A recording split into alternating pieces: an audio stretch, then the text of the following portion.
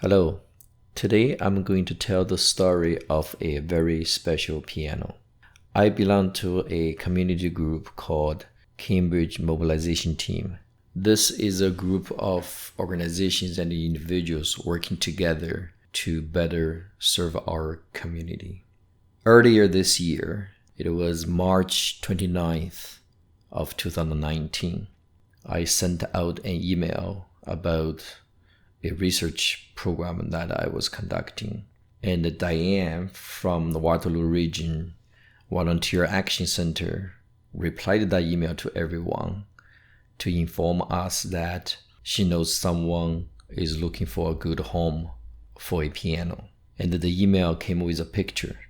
As I was looking at this picture, it somehow spoke to me, and I had the urge to contact the person about this piano and made an arrangement to go visit on that day. This piano was made in Toronto, and later on I searched online. It was made between 1890 to 1895. It is a Mason and a Risch upright piano.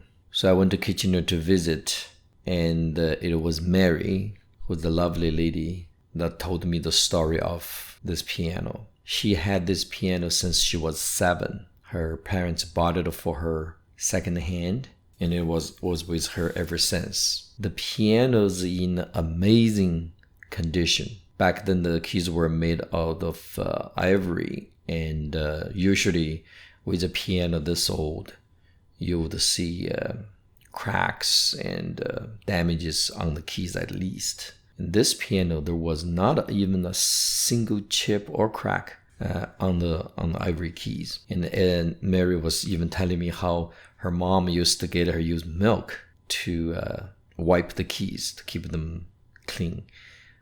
I've never heard of that before. It was quite interesting. So Mary was looking for someone that would care for this piano. I don't play piano, but my wife does. And my wife has been playing on the upright digital piano. We always thought of getting an acoustic piano for her. And when this opportunity came up, of course, I went to see. I was amazed how good of a condition it is in. And then I played the single keys. The piano is out of tune. And then Mary said that it hasn't been tuned for many years. I know people have always said that if piano has not been tuned for a long time and the piano is quite old, then there's a chance that you will not be able to tune the piano. But after the conversation with Mary, I said to her that if she wouldn't mind, we'd like to have this piano, and we will take good care of her piano. So long story short, we arranged a piano mover, have the piano moved to our house and put it by a interior wall that is a perfect location for this piano. And then I was researching on who should I call to tune the piano. As I look into it, it's not just the piano tuning. The information that I got was this piano actually needs regulation, needs to be almost like reconditioning it. And of course, when you research on this kind of project, there are good stories and also bad stories. And I did not want to take a chance because I have no way of knowing how good they are. And I don't want to hire someone that could potentially cause a lot of damage to the piano or do all the work and then tell us that this piano cannot be tuned. So I've decided to take on the challenge. The first thing I did was to open up the piano just to see what is really involved. Back then, I did not have any videos of the work we've done on the piano, but I did take photos. So here I will share what we did. So it was on April the 2nd, I started to work on this piano. After taking the piano apart, I thought that the first thing to do is get rid of the dust. And for a piano that is over 120 some years old, it actually is quite clean inside. So I used the vacuum to suck up the dust, and then used the air compressor to blow out the dust where I could not get a vacuum cleaner to. For example, behind the strings in those little corners. After you remove the keys, I used sandpaper, very fine grade sandpaper, gently polished the key pins and added oil to lubricate. So here picture you can see on the right hand side, it's a darker color of the pins, and then the middle towards to the left are the ones that's being polished and it's kind of shiny. And then the paddle rod has the either rubber or some kind of soft material on top of the wood that is being there for so long it's hardened and chipping away. So I removed that and just put a modern day door bumper or drawer bumper on it to replace that part. And as I was researching on the internet to learn all the terminologies and name of these parts, so that the catcher and the back check alignment, it seems to be out for quite some time, so that there has to be some filing down to get rid of the wall that's created by the misalignment. And of course you have to adjust the alignment to make sure that they're lined up. So this is the piano action part. To file the hammers is quite interesting too. I needed to make sure that the tip is not being relocated. So you have to be very careful of looking at the hammer themselves to do the filing. And it's just quite amazing that I'm working on these hammers in touch with a piece of Canadian history. So once the action is removed, you can see all these strings. Just feels like that's the harp. And when you run your finger across, it just sounds gorgeous. And here's the picture of we are putting in. So my wife helped me to put all these keys back. Some of these key pins has to be readjusted a little bit to make sure that the keys are not touching each other. So that's the key pins alignment. And of course we're gonna slowly put every part back. The left paddle, the spring is broken. I couldn't even find half of the broken spring, but I was able to order a paddle spring online along with piano tuning tools to be able to complete this work. And to replace the spring was quite straightforward. Literally unscrew the old one and you put on the new one, and there you have it. And the piano voicing tool is quite interesting. It looks like the hand of Wolverine. So to tune the piano, I don't have any experience of tuning the piano, and I certainly don't have years of time to learn how to tune the piano in a traditional way. There are electronic tuning tools that you can purchase. Some cost hundreds or thousands of dollars. But I found the Entropy piano tuner website. When you tune the piano, because of the inharmonicity, you have to tune the strings not to the standard pitch. So depending on the piano, you have to create this temperament that is pleasing to the ears due to the inharmonicity of the steel strings and the constructions and all that. So the Entropy piano tuner will require you to record each key of the piano, and then the software will calculate the curve for the proper tuning of this instrument. And then you can use the indicator on the software against the curve and tune your piano that way. So I've decided to use this software. But the problem that I had was the piano was so out of tune that when I tried to record each key, the software wouldn't register the proper keys. It keep on telling me it's a different key. So when I look at the tuning curve, the bass strings seems to be lower than the so-called standard pitch, and the treble strings needs to be tuned a bit higher than the standard. But the middle section is pretty close to the standard pitch. So I used a digital tuner as a reference to tune the middle section, the keys from C4 to B4. So once the middle section is tuned, then I compare the octaves of each key to go lower and higher until all the keys are reasonably close, so that the software will be able to record individual keys. And once that part was done, and then it became a lot easier because then I can just follow the instruction on the software and get the piano tuned. Now, tune the piano, you have to be very careful. Unlike tuning the guitars, you can turn a lot on the tuner. With the piano, it's a very fine movement. And then, of course, you have to learn how to set the pin by turning the pin and then go back and touch. During this process, I actually broke one of the strings. So that was a setback. I'll come back to that broken string later. The bass strings started with single strings and quickly they became double strings, and then the rest of the keys all have triple strings.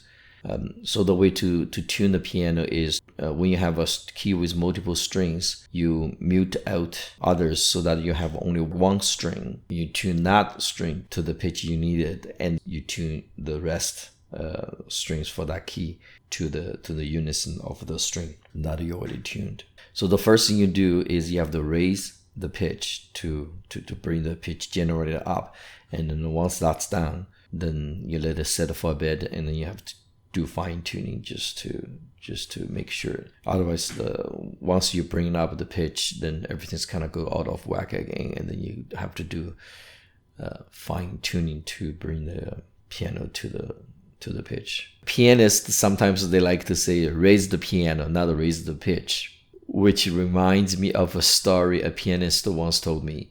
A bar got a new piano, and the bar owner asked the pianist to play a gig for one Saturday night. The pianist went to the bar on Friday to check out the piano and said to the bar owner that the piano should be raised. "No problem," said the bar owner. And when the pianist returned the next day, he saw bricks were added under the piano legs. So that was the pianist joke. My wife really wants to try out the piano once it's tuned, minus the broken string. And I put it together, and this piano also came with a light that is quite unique. It's just a gorgeous piece of art to look at. Now, when I ordered the tools and online, I only knew what I needed, which was piano tuning tools, and the felt and the wedges to mute the strings, and of course that the broken paddle spring that I needed. I did not foresee I was gonna break a string. Now that the string's broken, I measured it with a vernier, found out the right gauge, and of course there's nowhere I can get the string without have to pay a hefty shipping for it. And then because the strings are used for many other things such as cheese cutter, I was able to find a industry supplier locally that they were able to order a pack of this string. So I got lucky there. As I was researching how to put on the string, and I found out that you don't have to replace the entire string. You can actually splice the string so that you only replace a short section of it. And this way you'll be able to keep the original string, especially in the working section of the piano. And I was quite excited, and I said, you know what, even though I have enough string to replace it, but I'm gonna have to try to splice this string and see how it works. So the way to do it is you make a right hand and a left hand loop. One side is on a broken string and one is on the new one. Once you created the loop, you link them together and double check and make sure that once the string is pulled tight, it's not going to come out loose on you. So there's a tool called the string coil lifter that will help you to keep your string coil nice and tight. Because I did not know I was going to break a string, so I did not order that tool. And I found out that the 7mm wrench works quite well. And I put a paint tape on the piano just to protect the piano. So the procedure is to raise up the tuning pin, and then you cut the new extension wire to the correct length, and you insert the open end into the tuning pin. Because I cut it to the right length, so I was able to easily put it in, and everything just worked out. I ordered my tools from Howard Piano Industry, and Steve there was very helpful.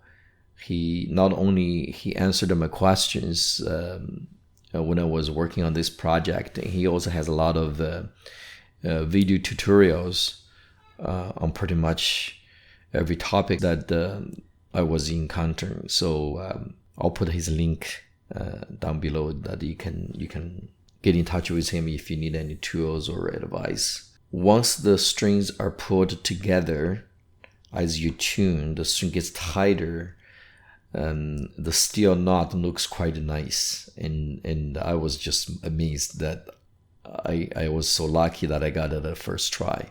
And then once you put everything together, our house pianist, my wife, decided to give it a test run. Here's a short video clip that I recorded with my cell phone back in the spring once the piano was put together. Before I play the clip, I would like to thank Heather for introducing me to Cambridge Mobilization Team, Leslie and Kate for create Cambridge Mobilization Team and facilitate our meetings, Diane for sending the email about the piano, and of course Mary for giving us this beautiful instrument. So here is the video clip.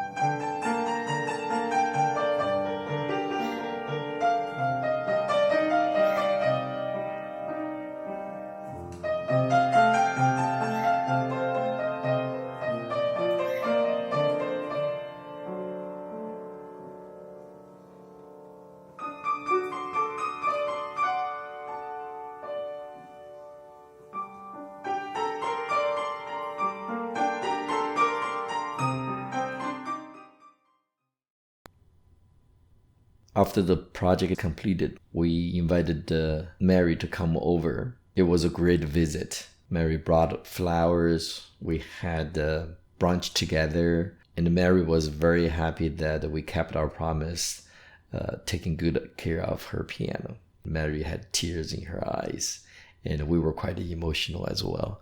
So this is the story of this beautiful instrument. Thank you for listening.